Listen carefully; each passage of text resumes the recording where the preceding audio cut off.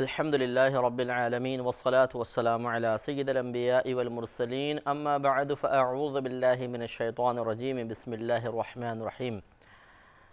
الحمدللہ ہماری پچھلے پروگرام میں سورہ دخان ختم ہوئی تھی اور آج انشاءاللہ سورہ جاثیہ کا آغاز ہوگا۔ یہ بھی مکی صورتوں میں سے ہے اور اس کی تقریباً 37 آیات ہیں۔ نبی کریم صلی اللہ علیہ وسلم کی ہجرت سے پہلے جو آیات یا صورت نازل ہوئیں ان کو مکی کہا جاتا ہے، اور جو ہجرت نبوی صلی اللہ علیہ وسلم کے بعد نازل ہوئیں انہیں مدنی کا نام دیا جاتا ہے۔ جمہور کا قول یہی ہے۔ اور مکی صورتوں میں زیادہ تر اللہ تبارک و تعالیٰ کی طرف سے عقائد کا بیان ہے اور کفار کی مذمتیں ہیں، ان کی جو وساوس تھے، اوہام تھے یا ان کے جو باطل دعوے تھے ان سب کا رد ہے۔ اکثر ایسا ہوتا ہے۔ تو آج ہم اس کا آغاز کرتے ہیں۔ بسم اللہ الرحمن الرحیم۔ حامیم حروف مقطعات میں سے ہے۔ تنزیل الکتاب من اللہ العزیز الحکیم، یہ کتاب کا اتارنا ہے اللہ تبارک و تعالیٰ کی طرف سے جو غالب ہے، حکمت والا ہے۔ اِنَّ فِي السَّمَاوَاتِ وَالْأَرْضِ لَآيَاتٍ لِلْمُؤْمِنِينَ، بے شک آسمانوں میں اور زمین میں ضرور نشانیاں ہیں ایمان والوں کے لیے۔ تو غیر ایمان والے یعنی جو غیر مسلم ہوتے ہیں، جن کو ایمان کی دولت سے حصہ حاصل نہیں ہوا، اس قرآن عظیم میں یقیناً ان کے لیے بھی نشانیاں ہیں اگر وہ غور و تفکر کریں۔ لیکن یہاں کہنے کا مقصود یہ ہے کہ جن کو اللہ تبارک و تعالیٰ دولت ایمان سے مشرف فرماتا ہے، قرآن عظیم کی عظیم نشانیاں یا زمین و آسمان کی جو عظیم نشانیاں ہیں انہیں دیکھنے، ان پہ غور و تفکر کرنے اور ان کے ذریعے درست معرفت الہی حاصل کرنے کی توفیق اہل ایمان کو حاصل ہوتی ہے۔ آگے اللہ تبارک و تعالیٰ نے اپنے احسانات کا، اپنے عظمت و قدرت کا ارشاد فرمایا، اس کے بارے میں ارشاد فرمایا وَفِي خَلْقِكُمْ، اور تمہاری پیدائش میں، وَمَا يَبُثُّ مِن دَابَّةٍ، اور جو جانور وہ پھیلاتا ہے، یعنی اللہ تبارک و تعالیٰ پھیلاتا ہے، آیات لقوم یوقنون، نشانیاں ہیں اس قوم کے لیے جو یقین رکھتی ہے، یقین والوں کے لیے نشانیاں ہیں، یعنی جن کو اللہ تبارک و تعالیٰ کی معرفت حاصل ہے، وہ اللہ تبارک و تعالیٰ کی قدرت و عظمت پر یقین رکھتے ہیں، انہیں ان جانوروں کو اور پھر خود اپنی پیدائش میں ہزارہا ایسی نشانیاں اور علامات نظر آتی ہیں جس سے ان کا ایمان مزید تقویت پاتا ہے اور ان کو یقین حاصل ہو جاتا ہے کہ اللہ تبارک و تعالیٰ یقیناً اس کائنات میں یقیناً اللہ تعالیٰ موجود ہے، پورے کائنات میں اپنے علم اور قدرت کے اعتبار سے وہ تصرف فرما رہا ہے، احاطہ کیے ہوئے ہے، اور یقیناً وہ ہمیں بروز قیامت ضرور اٹھائے گا، کیونکہ جو رب کریم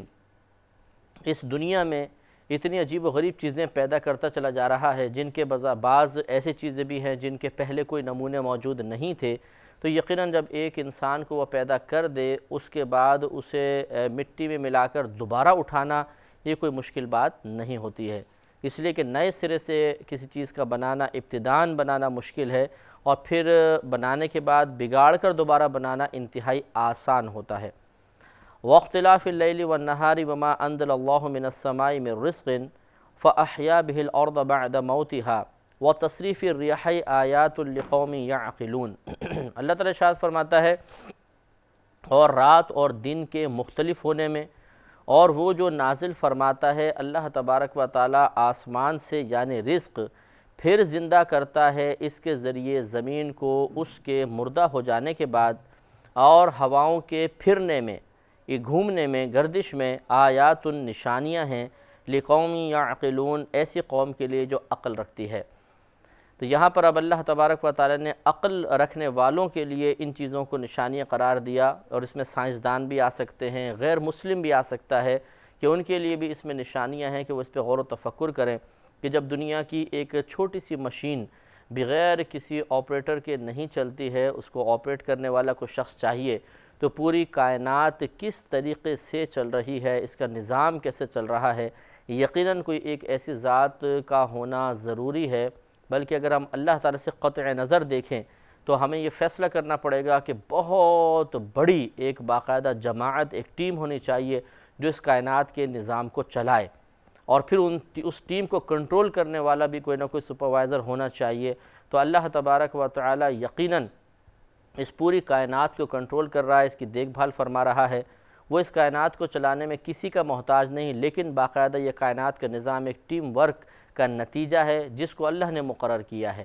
اور وہ فرشتے بھی ہیں، وہ جنات بھی ہیں، اور ان میں انسان بھی ہیں۔ ہر ایک کو اللہ تبارک و تعالیٰ نے کسی نہ کسی کام کے لیے پیدا فرمایا اور اسے کام سپرد کیا ہوا ہے، اور وہ اس کائنات کے نظام کو اللہ تبارک و تعالیٰ کے حکم سے اس کی مرضی کے موافق چلا رہے ہیں۔ جو سرکشی کرتا ہے وہ سزا پاتا ہے، جو سرکشی نہیں کرتا، اللہ کی مرضی کے مطابق چلتا ہے، وہ انعام پاتا ہے۔ لیکن بہرحال اس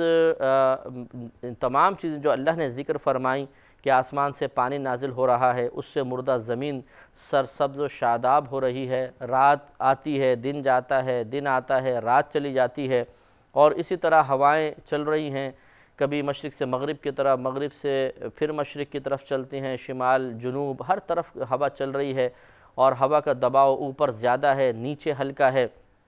یہ تمام چیزیں ثابت کر رہی ہیں کہ کوئی تو اس کو کنٹرول کر رہا ہے، کسی نے تو یہ مقرر کیا ہے، یہ مطلب اندازے کے ساتھ اس کو مقرر کیا ہے کہ یہاں پریشر کم ہونا چاہیے، یہاں پریشر زیادہ ہونا چاہیے۔ اتفاقی طور پہ تو ایسا ہو ہی نہیں سکتا کہ اس طرح بالکل ایکوریٹ نظام چلتا رہے، ضرور اس کے اندر کوئی تصرف کرنے والی ذات موجود ہے۔ تو جب ان باتوں میں غور و تفکر کیا جاتا ہے تو ذہن فوراً تسلیم کرتا ہے کہ ایک ذات ضرور ہونی چاہیے،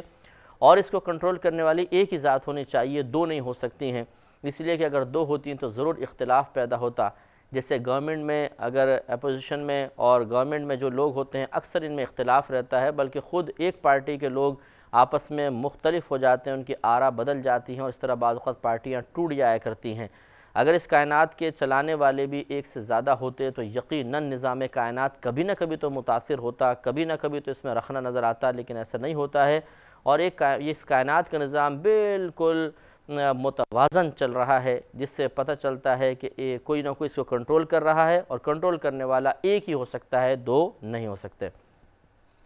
تِلْكَ آیات اللہ نتلوها علیک بالحق، یہ اللہ تبارک و تعالیٰ کی آیتیں ہیں، تلاوت کرتے ہیں ہم انہیں آپ پر حق کے ساتھ،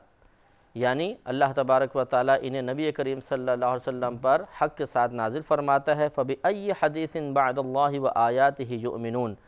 اب اللہ تبارک و تعالیٰ نے کفار سے گویا کہ سوال کیا، فَبِأَيِّ حَدِيثٍ بَعْدَ اللَّهِ وَآيَاتِهِ، کہ پھر اللہ تبارک و تعالیٰ اور اس کی آیتوں کو چھوڑ کر یہ کون سی بات پر ایمان لائیں گے؟ کس بات پر ایمان لائیں گے؟ جب اللہ کو چھوڑ دیتے ہیں، اس کی آیات کو، نشانیوں کو چھوڑ رہے ہیں، تو بتاؤ اب کون سی وہ ایسی بات ہے کہ جو ہدایت والی ہو، جو انہیں گمراہی سے بچائے، جو انہیں اللہ تبارک و یعنی دنیا کے اندر آسودہ حال رکھے، آخرت میں ان کے لیے بلندی درجات کا سامان کر دے؟ کوئی ایسی اور بات ہے؟ یقینی سی بات ہے، نہیں ہے۔ سب سے افضل بات، سب سے اعلیٰ کلمہ اللہ تبارک و تعالیٰ کا ہی ہے، لہٰذا انہیں اللہ پر ایمان ضرور لانا چاہیے۔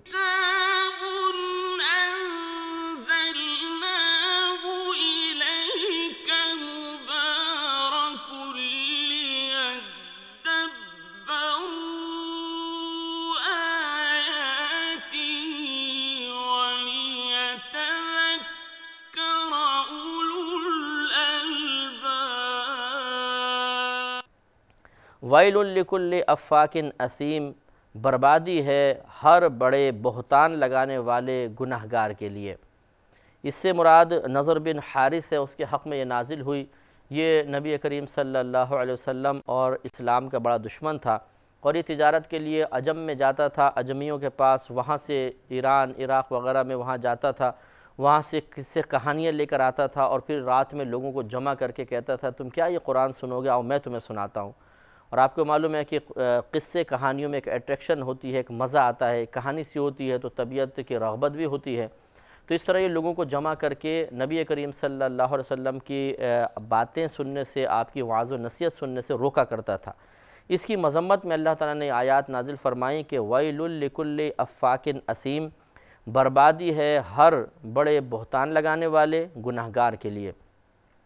یسمع آیات اللہ تتلی علیہ، یہ سنتا ہے اللہ تبارک و تعالیٰ کی ان آیات کو جو اس پر تلاوت کی جاتی ہیں،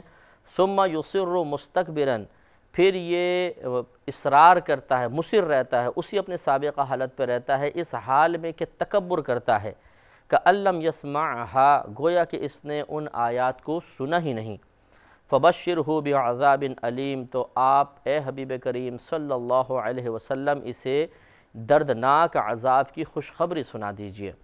خوشخبری یہ تنزیہ گویا کہ ایک لفظ ہے استعمال، جسے ہم کہیں کہ ہاں بھئی تمہیں تو اب بڑے نقصان کی خوشخبری سنانے والے ہیں ہم، تو یہ خوشخبری اس کے حق میں یقینی سی بات ہے کہ یہ وعید ہے، لیکن اس کو خوشخبری کے لفظ سے تعبیر کیا گیا کہ اس کو یہ خوشخبری سنائیں کہ اس سے آخرت میں دردناک عذاب ہوگا۔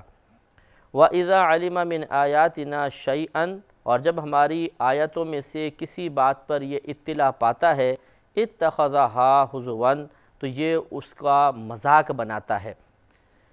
تو اس کو مطلب مستیاں سوچتی ہیں۔ جیسے آج کل بھی مسلمانوں میں بھی یہ چیز رائج ہو گئی ہے، اللہ تعالیٰ ہدایت عطا فرمائے کہ بعض اوقات جب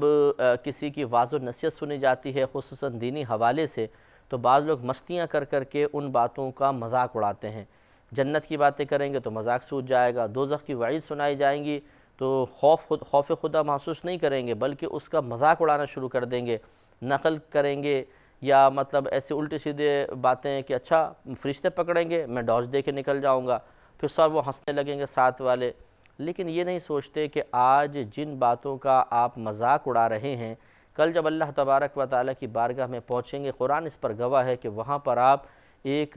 سوکھے پتے سے زیادہ لرز رہے ہوں گے، کانپ رہے ہوں گے، کمزور ہوں گے، اور وہاں پہ اپنی ان باتوں کا خمیازہ بھگتنے کا احساس شدید قسم کے رنج و غم میں مبتلا کر رہا ہوگا۔ اس وقت رحم بھری نگاہوں سے، مدد طلب نگاہوں سے سب کی جانب دیکھیں گے، لیکن ہر آنکھ میں اجنبیت نظر آئے گی، تو پھر کیا فائدہ ہوگا؟ آج کا آپ کا چہچہانا، آج دوسروں کو اس طریقے سے ہنسا کر دین کی طرف مائل کرنے سے روکنا، یا ان کے دل میں جو اللہ تعالیٰ کی طرف سے ایک نور پیدا ہو رہا تھا، ہدایت کی بات سن کر ان کا قلب متاثر ہو رہا تھا، اس تاثر کو ختم کرنے کی کوشش کرنا اور اسے اپنی کامیابی تصور کرنا، یہ کل ہو سکتا ہے قبر میں ہزاروں سال رولائے۔ تو اس لیے سوچنا چاہیے کہ یہ قطعاً مناسب نہیں، مسلمان کے لیے زیبا نہیں کہ کفار کی عادات کو اپنائے، بلکہ مسلمان کو اچھی عادتیں ہی اپنانی چاہیے۔ اولئک لہم عذاب مہین، یہ وہ لوگ ہیں کہ ان کے لیے ذلت کا عذاب ہے۔ تو دیکھ لیجئے یہاں پہ میں یہ نہیں کہہ رہا ہوں کہ جو اللہ تعالیٰ کی آیات کا مذاق اڑائے وہ یقیناً کافر ہوگا، ہاں مطلب اس میں صورتیں ہو سکتی ہیں، اگر آپ براہ راست آیت کا مذاق اڑاتے ہیں یقیناً یہ کفر ہے، لیکن جیسے میں نے بھی عرض کیا کوئی ہدایت دے رہا ہے اس پہ ہنس پڑے تو یہ ہمیشہ کفر نہیں ہوتا، بہرحال گمراہی ضرور ہوتا ہے، تو یہ کہنا مقصود نہیں ہے کہ جو اس قسم کی حرکت کرے گا وہ ضرور کافر ہو جائے گا، ہاں یہ ضرور ہے کہ کافر ہو سکتا ہے، اس لیے بچنا چاہیے، ہوشیار رہنا چاہیے۔ اور یہاں جو آیات نازل ہوئی ہیں یا یہ عذاب کی وعید جو بیان کی گئی ہے یقیناً کسی مسلمان کے لیے نہیں ہے، یہ کافر کے لیے ہے، لیکن سمجھانا یہی مقصود ہے کہ اگر آپ احتیاط نہیں کریں گے، خدا نہ کرے اگر ان مذاق مستیوں کی بنا پر غیر محسوس طریقے سے آپ کا ایمان ضائع ہو گیا تو پھر یہ وعید ہمارے لیے بھی ہو سکتی ہے، اس لیے ذرا احتیاط کرنی چاہیے۔ من ورائہم جہنم، ان کے پیچھے یعنی ان کفار کے پیچھے جہنم ہے، ولا یغنی عنہم ما کسبوا شیئا، اور انہیں کچھ کام نہ دے گا جو کچھ انہوں نے کمایا، یعنی دنیا کے اندر جو انہوں نے اعمال کیے یہ اعمال انہیں برود قیامت کچھ بھی نفع نہیں دیں گے۔ یہ بھی نص صریح ہے اس بات پر کہ کافر کا کوئی عمل اللہ تعالیٰ کی بارگاہ میں اس سے فائدہ مند نہیں ہوتا ہے۔ وَلَا مَتَّخَذُوا مِن دُونِ اللَّهِ أَوْلِيَاءَ، اللہ تبارک و تعالیٰ کی طرف سے ان کو قوت گویائی عطا کی جائے گی، وہ بولیں گے باقاعدہ اور خود بیزاریت کا اظہار کریں گے، تو وہاں پہ پھر یہ کافر بہت پچھتائے گا۔ وَلَهُمْ عَذَابٌ عَظِيمٌ، اور ان کے لیے بڑا عذاب ہے۔ هَذَا هُدًى، هذا سے مراد قرآن پاک ہے کہ یہ ہدن ہدایت دینے والا ہے۔ وَالَّذِينَ كَفَرُوا بِآيَاتِ رَبِّهِمْ لَهُمْ عَذَابٌ مِّن رِجْسٍ أَلِيمٌ، اور جنہوں نے اپنے رب کی آیتوں کا انکار کیا ان کے لیے دردناک عذاب میں سے سخت تر عذاب ہے،